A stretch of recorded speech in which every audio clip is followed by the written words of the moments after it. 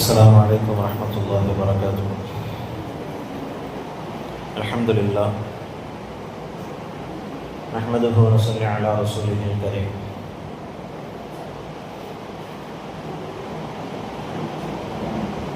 அல்லாஹ்வுடைய மாபெரும் கருணையோடு புனிதமிக்க ரமதானின் 7 தராவீஹ்களை நிறைவு செய்தவர்களாக 6 நோன்புகளை முடித்துவிட்டு 7வது நோன்பிற்காக வேண்டி அவனது இல்லத்தில் தொழுகையை கொண்டு காத்து கொண்டிருக்கின்றோம். வல்ல ரஹ்மான் இந்த ரமதானில் நாம் செய்யக்கூடிய ஒவ்வொரு அமல்களையும் முழுமையாக நம்மளிடம் இருந்து கபூல் செய்வானாக.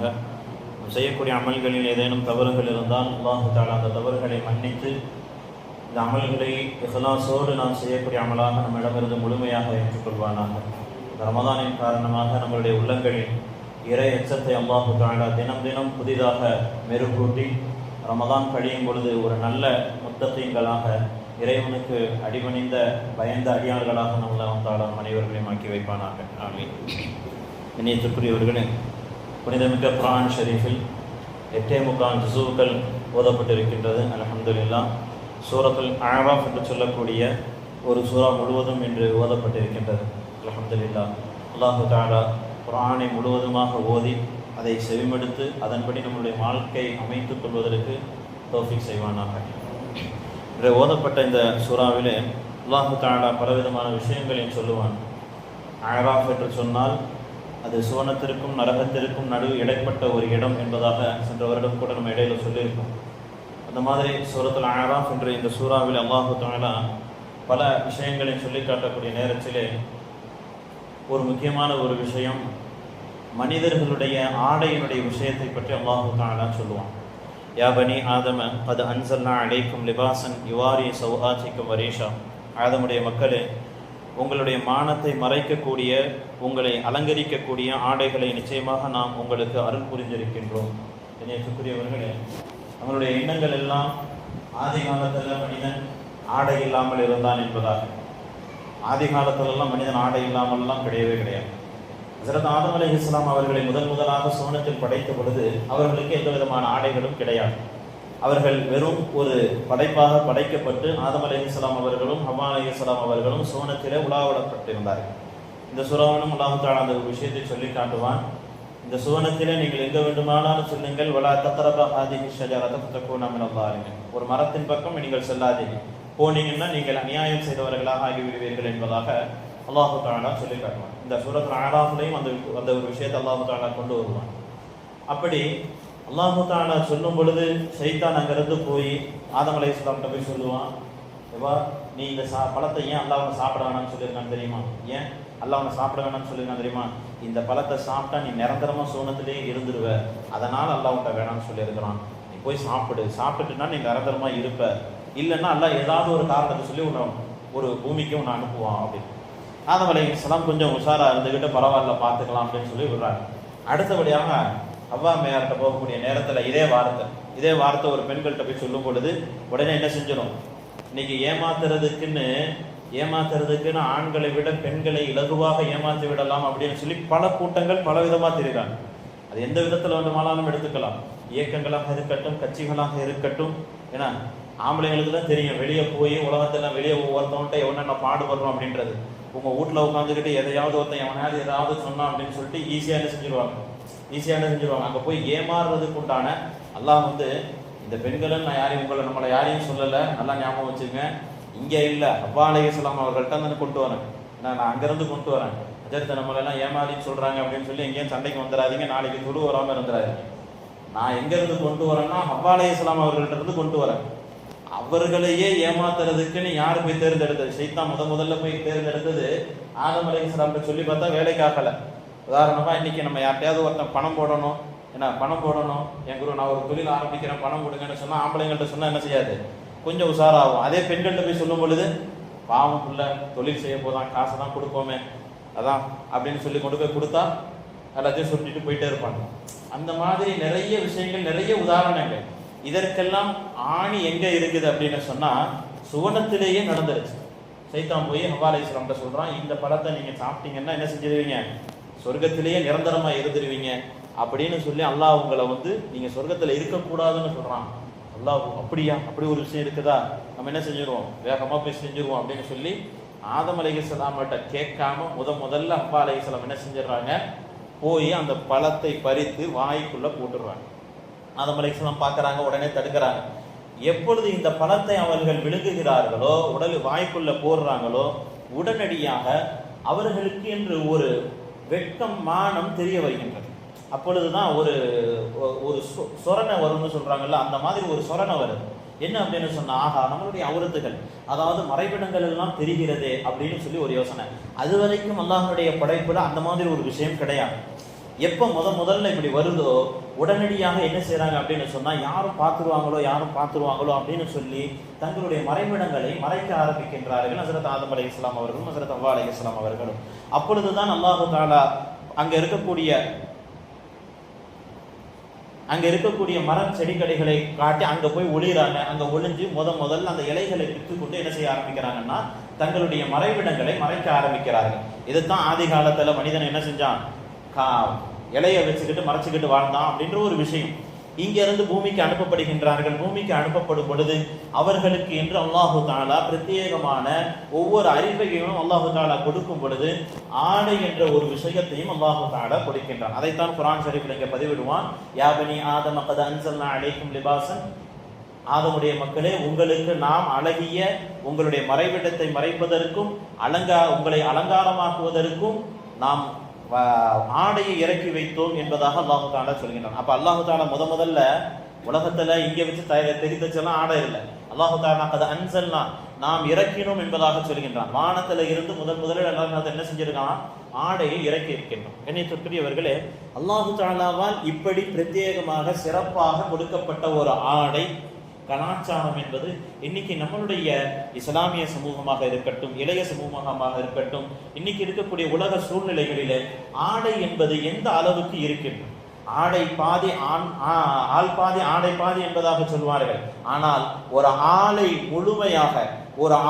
முழுமையாக நிர்வகிப்பதே அவனுடைய ஆடை தான்.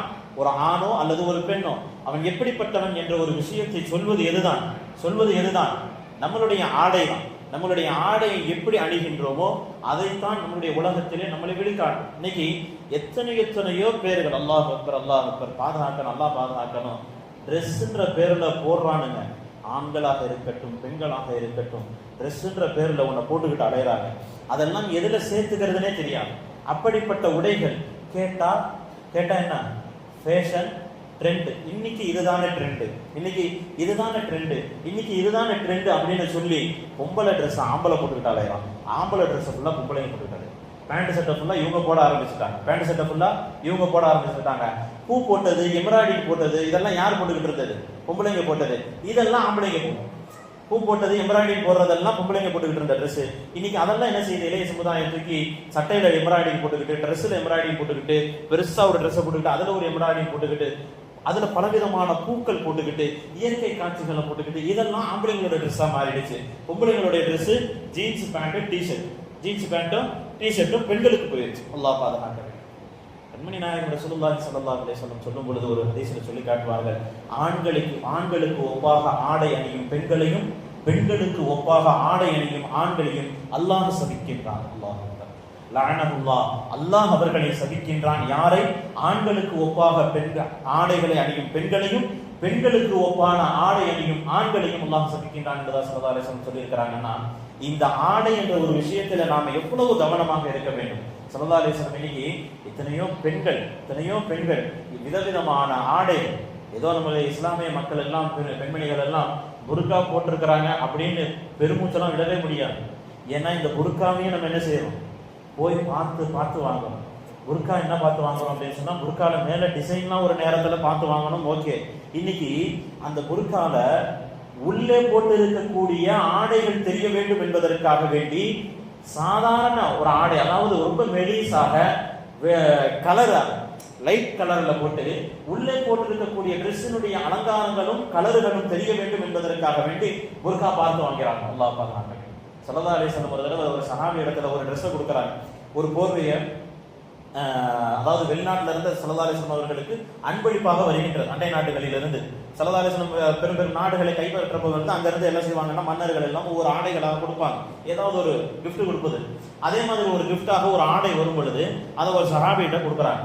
அந்த சஹாபி 2 வாட்டி பார்க்குறாங்க, அந்த சஹாபி அந்த ட்ரெஸ்ஸை போட்ட மாதிரி தெரியல. ஸல்லல்லாஹு அலைஹி வஸல்லம் அந்த சஹாபியை கூப்பிட்டு கேட்குறாங்கப்பா, நான் உனக்கு ட்ரெஸ் கொடுத்தேனே, ஒரு ஆடை கொடுத்தேனே, அதை நீ அணியவில்லையா என்பதாக கேட்குறாங்க. யாரை சொல்லலாம், ஆடை அழகா இருந்துச்சு, ஆடை அழகா இருந்துச்சுன்னா என்னுடைய மனைவி இடத்துல கொடுத்துட்டேன். ஸல்லல்லாஹு அலைஹி வஸல்லம் அந்த சஹாபியை கூப்பிட்டு சொன்னாங்க, அந்த ஆடையை அணியும் பொழுது உங்கள் மனைவியிடம் சொல்லுங்கள், அந்த ஆடையை அணியும் பொழுது உள்ளாடைகள் அணிந்து கொண்டு அந்த ஆடைகளை அணிய சொல்லுங்கள். ஏனென்று சொன்னால் அந்த ஆடை மிகவும் மெல்லியதாக இருக்கின்றது. வெளியே வரும் பொழுது அவுரத்துகள் வெளியே தெரிவதற்கு, மறைவிடங்கள் வெளியே தெரிவதற்கு வாய்ப்புகள் இருக்கின்றது. அதனால் இப்படி சொல்லுகின்றேன் என்பதாக ஸல்லல்லாஹு அலைஹி வஸல்லம் சஹாபியை கூப்பிட்டு அழகான முறையில் சொல்றாங்க. கண்ணியத்திற்குரியவர்களே, ஸல்லல்லாஹு அலைஹி வஸல்லம் அவர்கள் நமக்கு எல்லா விஷயத்தையும் கற்றுக் கொடுத்திருக்கின்றார்கள். பெண்கள் எப்படி ஆடைகள் அணிய வேண்டும், அதை எப்படி சொல்ல வேண்டும், எப்படி விஷயங்கள் வெளிப்படுத்த வேண்டும் என்பதை ஸல்லல்லாஹு அலைஹி வஸல்லம் தெளிவாக அவருடைய வாழ்க்கையிலே செய்திருக்கின்றார்கள். அழகா சஹாபியை கூப்பிட்டு விஷயத்தை அழகா தெளிவா சொல்லுவாங்க. ஹஜ்ரத் ஆயிஷா ரலியல்லாஹு தஆலா அவர்கள் வீட்டில் உட்கார்ந்து போது ஒரு பெண்மணி வரும்பொழுது மிகவும் மெல்லியதாக ஒரு ஆடை இருக்கும். அந்த ஆடையை பிடிச்சி வாங்கி கிழிச்சு போட்டுருவாங்க. அதாவது ஆயிஷா ரலியல்லாஹு கிழிச்சு போட்டுட்டு சொல்லுவாங்களா, அல்லாஹ் குர்ஆன்ல சொல்லியிருக்கிறான்னு தெரியாதா, அல்லாஹ் குர்ஆன்ல இப்படியெல்லாம் ஆடை உடுத்த வேண்டும் என்பதாக சொல்லி இருக்கின்றானே தெரியாதா என்பதாக கடிந்து கொண்டு அவர்களுக்கு கடினமான ஆடையை எடுத்து கொடுத்து அனுப்பினார்களாம். அந்த அளவுக்கு சஹாபாக்களும் ரசூலுல்லாஹி ஸல்லல்லாஹு அலைஹி வஸல்லம் ஆடை விஷயத்தில் மிகவும் அவர்கள் எல்லாம் இன்னைக்கு நம்ம யோசிக்கலாம், ஆடை விஷயம் தானே இப்படி எல்லாம் இருந்தாங்கன்னு. ஆனால் 1400 ஆண்டுகளுக்கு முன்பதாக ஒரு மலை அடிவாரத்தில் வாழக்கூடிய மக்களுடைய, ஆராபிகளுடைய, காட்டுவாசிகளுடைய ஆடை விஷயங்கள் எப்படி இருந்திருக்கும் என்பதை சிந்தித்து பார்க்க வேண்டும். அந்த காலத்துக்கு போய் பார்த்தா இதுவெல்லாம் எவ்வளவு பெரிய விஷயம்னு தெரியும். நீங்க நமக்கு சாதாரணமாக தெரியலாம். 1500 வருஷத்துக்கு முன்னாடி ஒரு மலையடிவாரத்தில் வாழக்கூடிய காட்டு ஆராபிகளுடைய உடை, ஆடையினுடைய விஷயங்கள் எப்படி இருந்திருக்கும், அந்த நேரத்தில் ஸல்லல்லாஹு அலைஹி வஸல்லம் அவர்கள் எப்படி அவர்களை மாற்றி கொண்டு வருகின்றார்கள் என்ற ஒரு விஷயத்தை பார்க்க வேண்டும். இப்படியாக அந்த காட்டுவாசிகள்கிட்ட இருந்து ஒவ்வொரு விஷயத்தையும் மாற்றி கொண்டு வந்தா இன்னைக்கு ட்ரெண்டு, ஃபேஷன் என்ற பேர்ல மறுபடியும் எல்லாம் காட்டுவாசிகள் போயிடும். மறுபடியும் எல்லாம் என்ன செய்யறோம், காட்டுவாசிகளாக ஆகிட்டு இருக்கிறோம். பாதி தான் ட்ரெஸ், இதெல்லாம் இன்னைக்கு காட்டுவாசி போட்ட ட்ரெஸ்ஸுங்க. இடுப்போட மேல தெரிகிறது, கீழே முட்டியோட போட்டுக்கிறது, மறைவிடம் எதுவோ அதுவோ போட்டுக்கணும் அப்படின்றது, அதுதான் மறைவிடம் எதுவோ அது. அல்லாஹு தஆலா ஸல்லல்லாஹு அலைஹி வஸல்லம் ஹதீஸ்ல சொல்லி காட்டுவாங்க. சஹாபாக்கள் இடத்தெல்லாம் சொல்லிக்கிட்டு இருப்பாங்களாம், அல்லாஹு தஆலா பெருமையை விரும்ப மாட்டான், அல்லாஹு தஆலா பெருமையை விரும்ப மாட்டான், அல்லாஹு தஆலா அகங்காரத்தை விரும்ப மாட்டான் என்பதாக ஸல்லல்லாஹு அலைஹி வஸல்லம் சொல்லும் பொழுது சஹாபாக்கள் கேட்பாங்க, யா ரசூலல்லாஹ், அல்லாஹ் எனக்கு செல்வத்தை கொடுத்திருக்கிறான், அல்லாஹ் எனக்கு செல்வத்தை கொடுத்திருக்கிறான், நல்ல ஆடை கொடுத்திருக்கிறான், நான் உடுத்தக்கூடாதா அப்படின்னு சொன்னா, நல்ல ஆடை என்பது அகம்பாவம் கிடையாது, பெருமை கிடையாது. அடுத்தவர்களை ஏளனமாக பார்ப்பதுதான் கேவலம், அகம்பாவம் என்பதாக ஸல்லல்லாஹு அலைஹி வஸல்லம் அவர்கள் சொல்லி காட்டுகின்றார்கள். அப்ப நாம ஆடை உடுத்தலாமா? எவ்வளவு உயர்தனமான ஆடைகள் வேண்டுமானாலும் உடுத்தலாம்.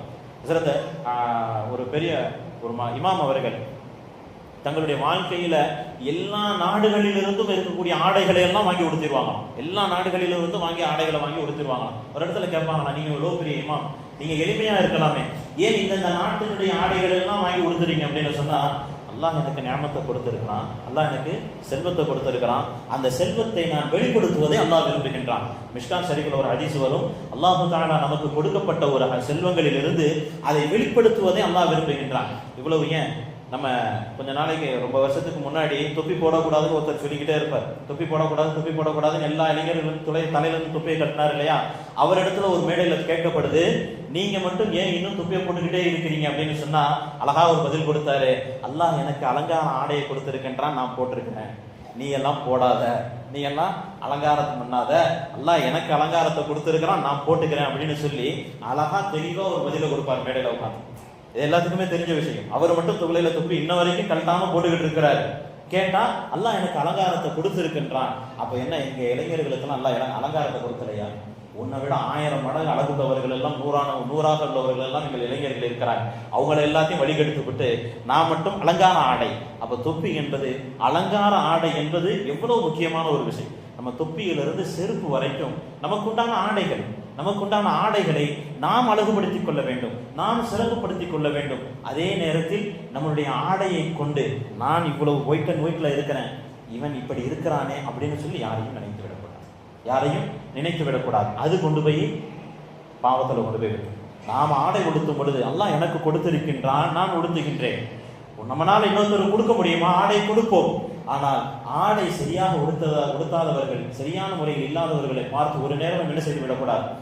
கேவலமாகவோ ஒரு கீழ்த்தரமானவோ என்னமோ நம்ம இடத்துல வந்துருச்சுன்னு சொன்னா அதுதான் பெருமை. ஸல்லல்லாஹு அலைஹி வஸல்லம் சொன்னாங்கல்ல, பெருமை கூடாது, அகம்பாவம் கூடாதுன்னு சொன்னாங்கல்ல. அடுத்தவர்களை பார்த்து நினைத்து ஒரு விஷயம் நம்ம செஞ்சு விடக்கூடாது. கண்ணியத்துக்குரியவர்களே, நம்மளுடைய ஆடைகள் என்பது நம்மளுக்கு உண்டான ஒரு கலாச்சாரம். அந்த கலாச்சாரத்தை நாம் மேன்மைப்படுத்திக் கொள்ள வேண்டும். நம்மளுடைய பிள்ளைகள், தயவு செய்து இளைஞர்கள், குழந்தைகள், பெண்கள், வயதுக்கு வந்த பெண்கள், பள்ளிக்கூடத்துக்கு போகக்கூடிய பெண்கள், காலேஜுக்கு போகக்கூடிய பெண்கள், ட்ரெண்ட்லையும் ஃபேஷன்லையும் ஆடைகள் கேட்டால் வாங்கி கொடுக்காதீங்க. நாம செய்யக்கூடிய தவறு அதுதான். புள்ள கேட்கிறானே, புள்ள கேட்குதே, ஃப்ரெண்ட்ஸுங்கெல்லாம் ஒன்னா போடுறாங்களாம் அப்படின்னு சொல்லிட்டு இந்த கல்யாணத்துல பண்றீங்க பாருங்க. அது அல்லாஹ் இதில் பெரியவங்களும் சேர்ந்து ஒரு கூட்டிக்கிட்டு அந்த இடத்துல பூ போட்ட சட்டை, என்ன எம்ப்ராய்டிங் போட்ட சட்டை, அதை போட்டுக்கிட்டு நின்றுக்கிட்டு கல்யாணத்துல ஒரு அழகு. இதுவெல்லாம் ஆடை. நாம நினைக்கிறோம் இதெல்லாம் டீசென்ட்னு. அதே இடத்துல நிக்கலாம், இன்னும் நல்ல முறையிலும் நிக்கலாம், இன்னும் சிறந்த ஆடையும் அல்லாஹ் கொடுத்திருக்கின்றான், அந்த மாதிரிலாம் நிக்கலாம். அதை விட்டுட்டு இந்த பெண்கள் அணியக்கூடிய ட்ரெஸ்ஸுகளை நம்ம போடும் பொழுது அல்லாஹ் தஆலா சபிக்கின்றானே என்ற எண்ணம் நம்ம இடத்துல வர வேண்டும். அதே போன்று பெண்களுக்கும் ஆண்களுடைய ஆடை அணியும் பொழுது அல்லாஹ்வுடைய சாபத்திற்கு ஆளாகின்றோமே என்ற எண்ணம் நம்ம இடத்துல வர வேண்டும். கண்ணியத்துக்குரியவர்களே, இந்த ஆடைகளை ஒழுங்குபடுத்தினோம் என்று சொன்னால் நம்மளுடைய வாழ்க்கை ஒழுங்காக சீராக இருக்கும் என்பது ஸல்லல்லாஹு அலைஹி வஸல்லம் அவர்களுடைய சொல். அதனால்